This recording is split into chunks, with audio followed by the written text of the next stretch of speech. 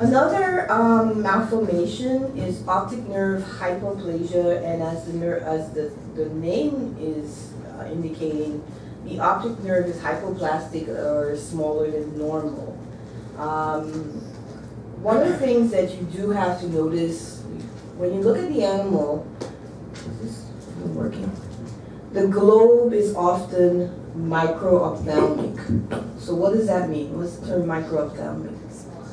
There's little tiny eyes associated with that. So not only do we have a small optic nerve, we also have a globe that's small as well. I do not like this picture because this looks so fuzzy. But this is a cat with micro-ophthalmia. This is a normal eye. And in this case, the globe on this eye is smaller than normal. So most likely this cat has unilateral optic nerve hypoplasia as well. Right. So we talked about the basic anatomy, and then we looked at some malformations. So anencephaly, what is the definition of anencephaly? So absence of part of the brain, and it's typically the cerebrum that's affected. Okay, what about amyelia? Cameron, let me ask Cameron. I haven't heard from Cameron today. Cameron, are you? Hi. What is amyelia? That's the one where you don't have any at all. Very good. What about, well, I have encephalocele. I should ask,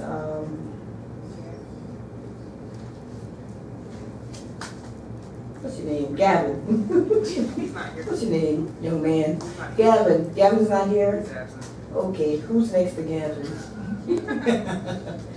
Chris. Chris. Yeah, I mean, what's the answer? You just asked me the question. It's when the brain comes out of the cranium and it's covered with meninges. No. It's not covered in meninges. It's just the brain protruding through a hole. You got it. You got it. You got it. I already got there, man. Yes. Yes. As long as you got it. What is hydranencephaly?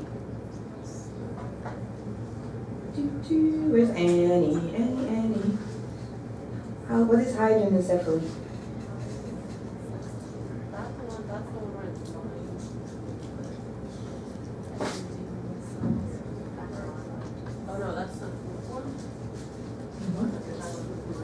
The fluid-filled cavity in the brain. It's usually a large one. Yeah. What's lysencephaly? Hold on.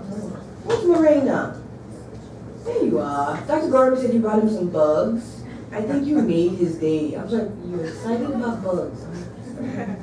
Oh, yes. What is, are you eating? Yeah. You want to ask? Jose? Over here? Yes. No, it's fine. Okay. I'm good. What's lysencephaly? The abscess of the gyroid and so forth. Very good.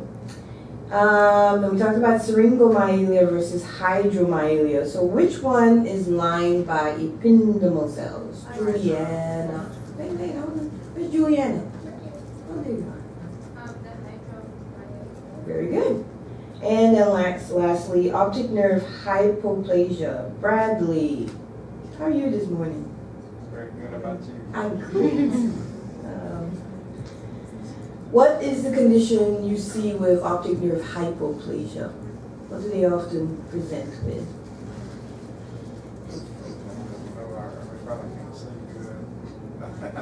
Well, you're right. They do have blindness in that one eye, but what do you see? Remember that picture that really microphthalmia. All right.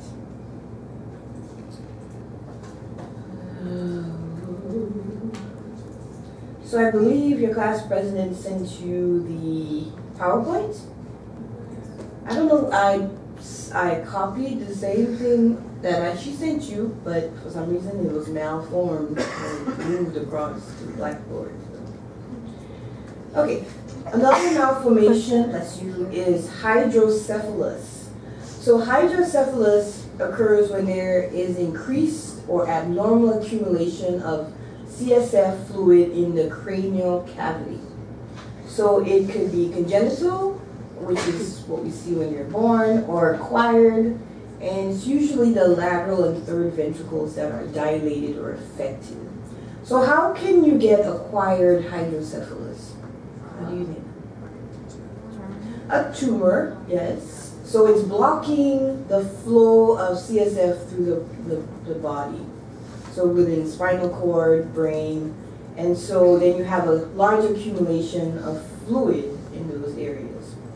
There are two types of hydrocephalus, the non-communicating type, three types.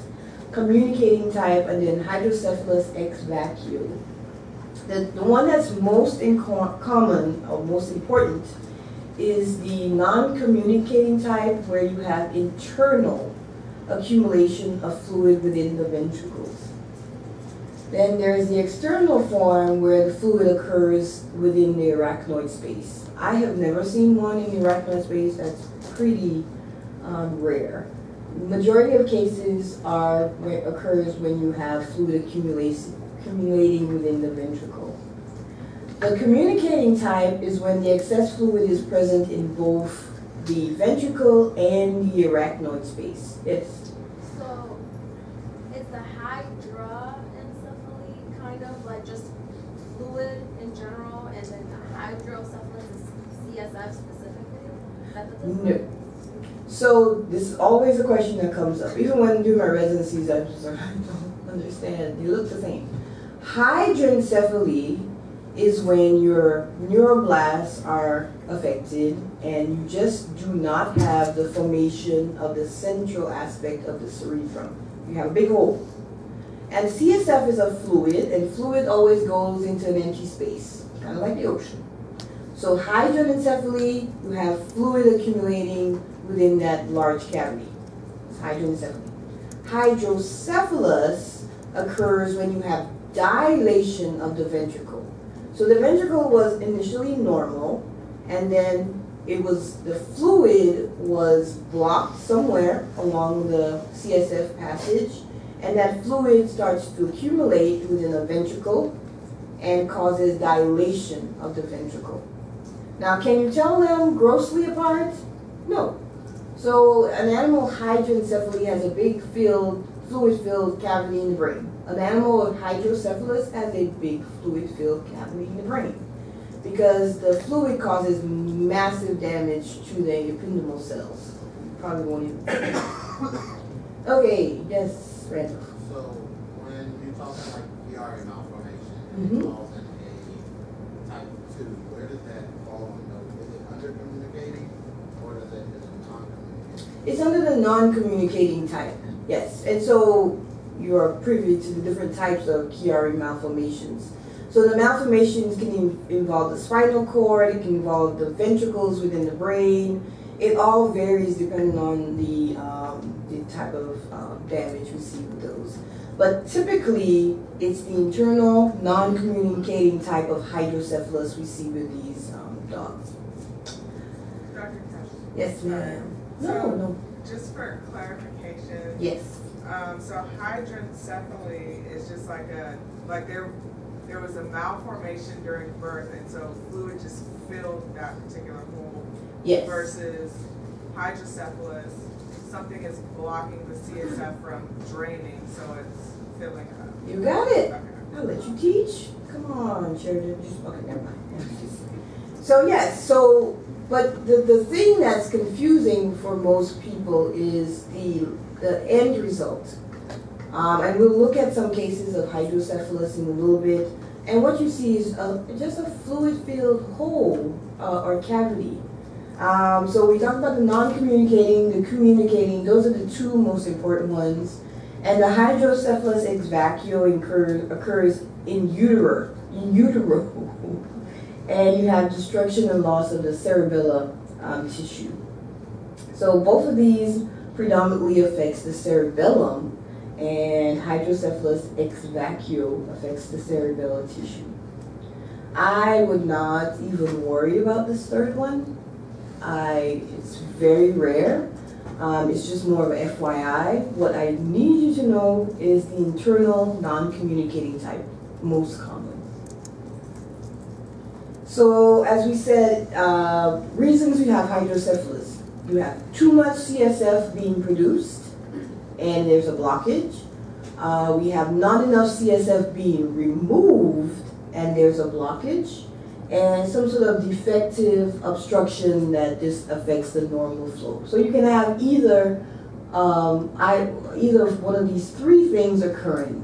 So congenital, we see it with a lot of different diseases, and its association with malformation of the cranium.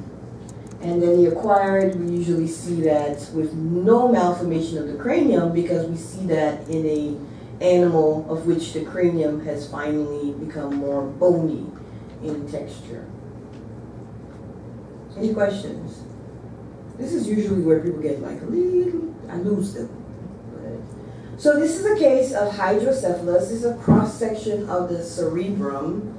And as we can see, we have these large distended ventricles. So before we cut it open, fluid was within there and drained out before we took the final picture. And this is another case of hydrocephalus, where you can see the entire brain was cut into multiple sections, and we have this large space within the brain. So again, if you look at this picture versus the one for hydranencephaly, it can be difficult to differentiate them. Yes? So these pictures are for the internal hydrocephalus? Internal If it hydrocephalus. was erythroid, the brain would still be like full of the parenchyma? Yes, yes. Because if you think about the arachnoid space being full of fluid, now what would that look like? If you have, what would the brain look like? It would be somewhat smaller and compressed.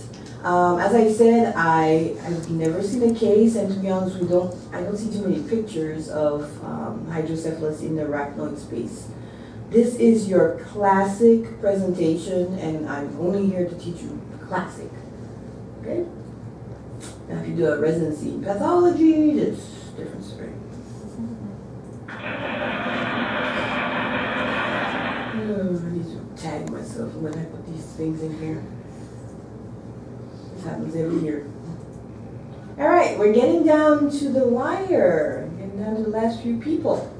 So the first person, this is interesting, has a pet rat named Angilio Ernesto de la Vega.